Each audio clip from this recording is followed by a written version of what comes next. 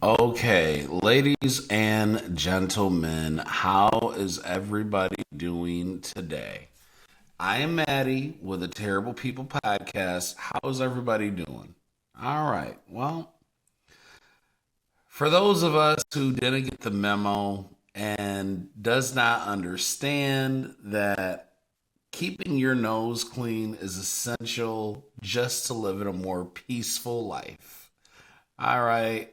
Some of us don't get that memo. Some of us forget. And then when you have to be reminded, you have to come back to the front of the congregation.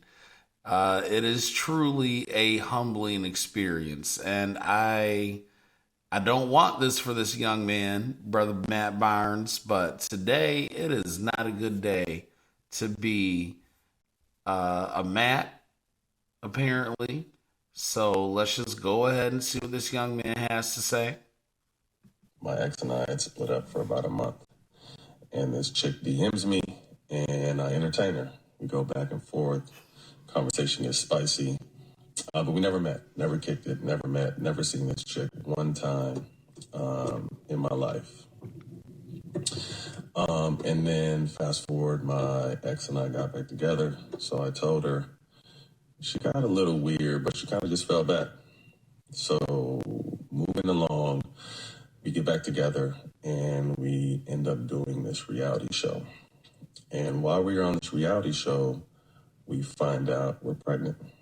So we announced that on the reality show. And when that airs for the world to see, I start getting hit up from different phone numbers. Tripping. I'm going to do this. I'm going to do that. I'm going to expose this. So I think to myself, like, expose what? Like, we've never kicked it, met, person, shook hands, hugged, none of that shit. So I'm like, expose what? But at the same time, my ex was a little older, which is a high risk pregnancy. And I didn't want no bullshit like that coming out.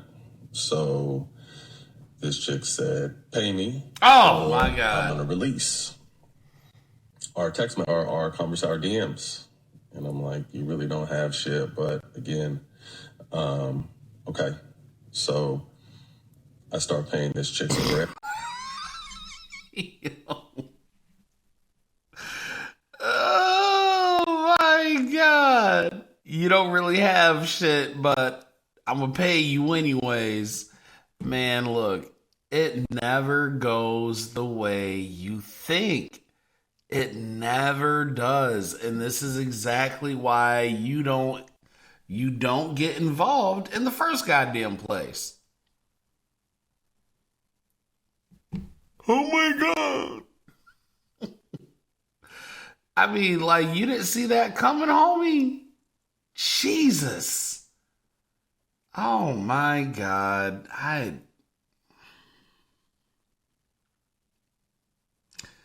All right, let's see how much more there is to this. For about a year. And I'm going to show you those receipts too.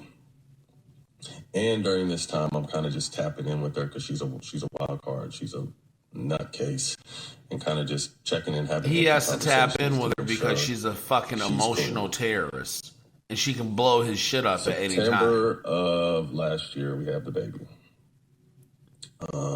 and I keep paying her until the end of the year, so until December. I think December 6th was the last time I sent her bread. So come January, she flips out. You need to do this. If you don't do this, I'm going to expose everything. So I just confessed. I told my ex, like, look, showed her the DMs, the conversations, proved that I'd never kicked it with the chick. But this chick starts going crazy and saying, I'm going to expose you and you just wait. And I'm going to show you that too, so y'all can see. But she just starts going on a rampage. The one thing I will say is this chick is good. We had DM for a little bit. There's some voice audios. And then during the process while I was trying to keep her sane, we exchanged phone numbers. September, so she starts chopping and screwing and even AI in my voice because she had it on. Man, listen. All right, I think we've seen enough. This right here, this bitch is up here. Notice the trend. You still pay, right?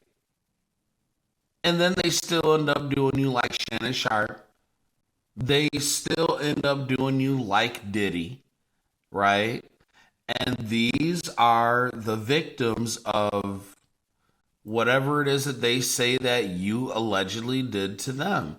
I mean, come on, this is extortion. This is just not appropriate at all.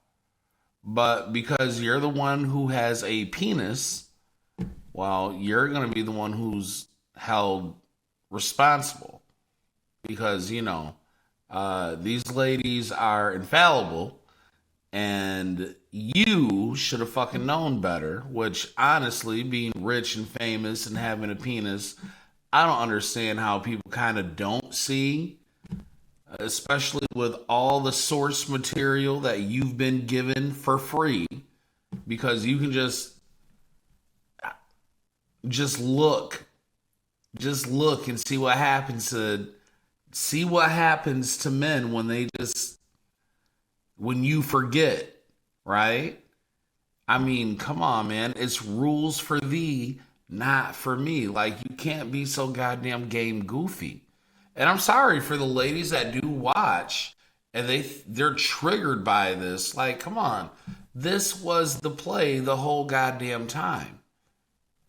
It doesn't matter if you're a politician, movie star, whatever.